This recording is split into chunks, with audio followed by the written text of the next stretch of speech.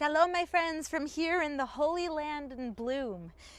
Now is springtime, and with springtime comes the holiday of Passover. And as we know, Passover is one of the only holidays that is spoken about directly in the Bible.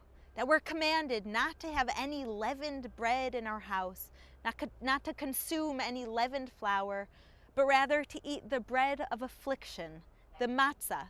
And when I hear this verse that once we were slaves and now we're free, I think about all the different people suffering in the world that don't feel very free. I think about all the enemies on Israel's border, and I don't feel like I've gone from slavery to freedom to redemption. And so there has to be a deeper meaning to this. There has to be a lesson, not only a national lesson, but an individual lesson. Leavened flour isn't only something that's physical, but maybe it's something that's spiritual. All year round, we're allowed to eat leavened flour. And suddenly on Passover, we're told it is not allowed. If you have any leavened flour in your midst when Passover comes along, you are going against the laws of the Torah. That's very, very strict.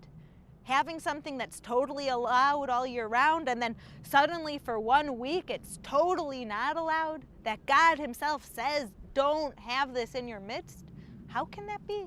What's it coming to teach us? Perhaps it's a matter of learning personally that we are all slaves all year round to different things, to our emotions, to bad habits that we've taken up, to our surroundings. And what God is saying is all year round, that's okay. I've created you physical beings, that I've told you the boundaries. Love your neighbor like yourself. Help the poor. Don't be jealous. All year round, you should be working on that. But I still understand that you're physical beings. 1 week a year, Passover, where we're commanded to clean our homes for chametz, for leavened flour. And when Passover comes, to get rid of it completely. And so maybe this week before Passover is a time that we should look within ourselves for our own chametz, for our own leavened bread, for our own slavery. That when we don't feel like we are pure, holy beings, it's because we've taken on all different things that aren't really us. And so a week before Passover, as we clean our homes for leavened flour, we have to also clean ourselves, to clean our souls. Because in our purest sense, our only connection is to God and family and friends. Identify what you want to change in order to be a better person, in order to be holy, in order to be pure.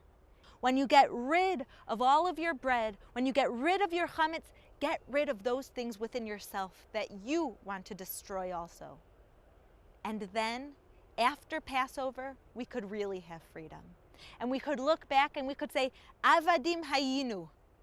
We were once slaves. Achshav b'nei chorim. Now we are free.